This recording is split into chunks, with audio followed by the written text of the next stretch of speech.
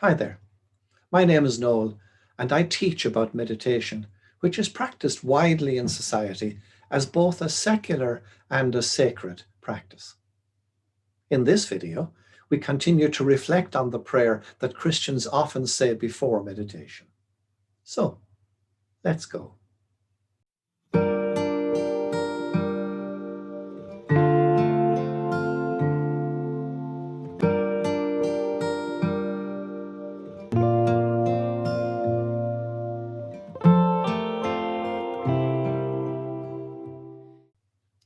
The second sentence of the John Main prayer reads, "Lead us into that mysterious silence where your love is revealed to all who call."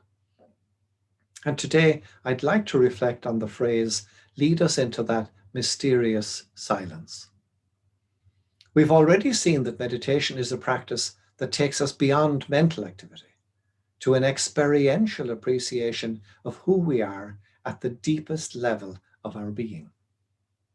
James Finley is one of the many people who have written much about Christian meditation. And he says that in meditation, we freely choose to offer the least resistance to the tyranny of thought. Isn't that a lovely expression? We offer the least resistance to the tyranny of thought. And he goes on to say that in meditation, we open ourselves to the mystery of knowing God in ways that utterly transcend what thought can grasp or contain.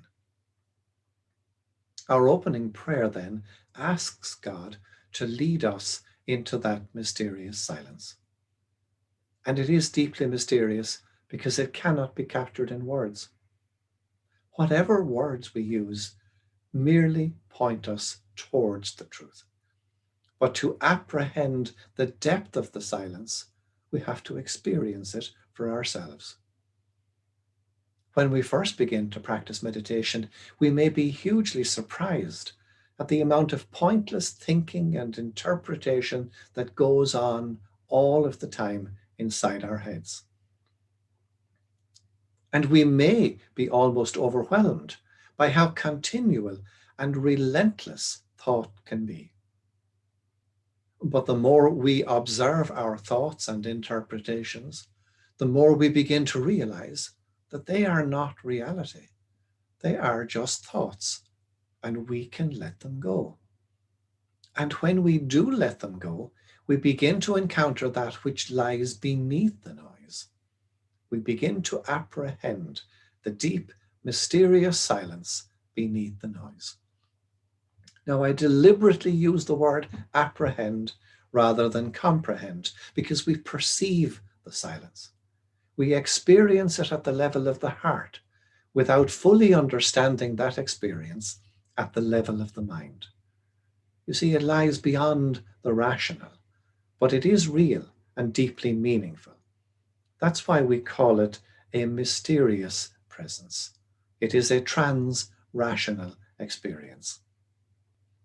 What we apprehend is that we are loved, not for our talents or our achievements, not for our ego or our performance, but that we are loved for who we truly are, that we were created as love and remain intimately connected to the ground of all being, to reality with a capital R, to love with a capital L, to being with a capital B. Thomas Merton, who was the first in our time to rediscover Christian meditation, once wrote that when we meditate, we discover that, and I quote, underlying the subjective experience of the individual self, there is an immediate experience of being, and he had a capital B on being, which he said is totally different from the experience of self-consciousness, end quote. He described this discovery, this growing awareness, as the discovery of our true self. Now, we discovered that true self not through the mind, but through the heart. Okay, sometimes words help us to appreciate a deep truth, especially when expressed through poetry and metaphor. But words can ultimately only point to something. No word is ever the thing it seeks to describe. This is especially true when it comes to describing the landscape of the human heart, when we try to give expression to that which is experienced in the heart and not the mind. This silence is mysterious because its experience lies beyond self-consciousness. Now, that mysterious silence into which we are led in meditation can be called by many names: the spirit of your son, or reality, or love, or truth, or simply presence with a capital P. This mysterious silence is the ground of our being. It is who we really are. We all participate in it uniquely, but equally. In this silence, we discover that we are truly one.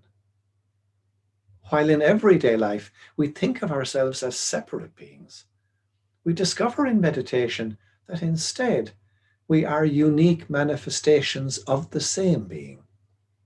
We are all beloved children of God. And when we discover that, when we truly apprehend the truth of that, our way of seeing, and therefore our way of being in the world, changes.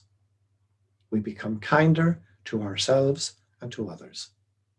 And remember, kindness, like silence, is a language, a presence, which everyone understands. A language that even the deaf can hear and the blind can see. I invite you now to spend some time in the stillness and silence of meditation, where you might begin to experience that truth for yourself.